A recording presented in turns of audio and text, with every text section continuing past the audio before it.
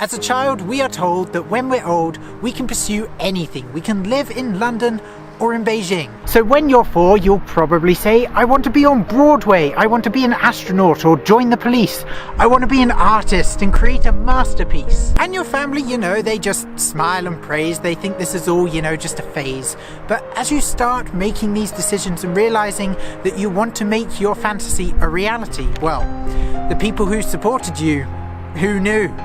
Now they are against you. At best, you're met with a lack of support or a refusal to help or expectations which fall short. Or at worst, you're met with verbal abuse and bullying. Not a flag of truce. They think they are allowed to control your life because they know what's right and you know no better. And if you don't stand up to this, it will become the norm. When you stand up for yourself and the person who's abusing you has the audacity to blame you because you're doing something different and they're trying to make you feel guilty, you need to recognize that this person has become toxic to your life. Just think about it. If a snake were to bite you, what would you do?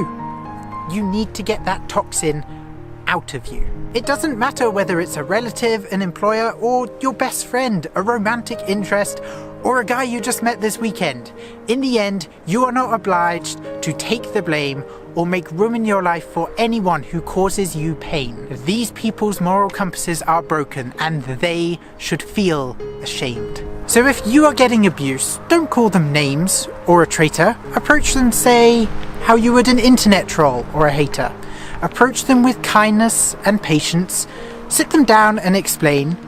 Say what you're doing and why, but never, I repeat, never bend over backwards and break your own values. 99% of the time, given enough patience, this is what's needed and the problem is solved. Move on with your life, be happy and evolve. But for that 1% who are determined to make you live your life the way they want you to, do you know what I say to that? Fine. If you've done your best to calmly explain, no matter your civility or mental restraint, if they are not only refusing to understand but preventing you from proceeding, even resorting to deceiving, those are the people whose influence and proximity will stop your goals from becoming a reality.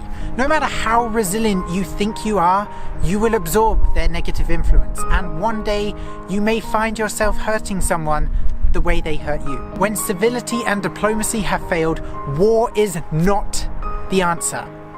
Simply walk away. Cut the toxic influences out of your life.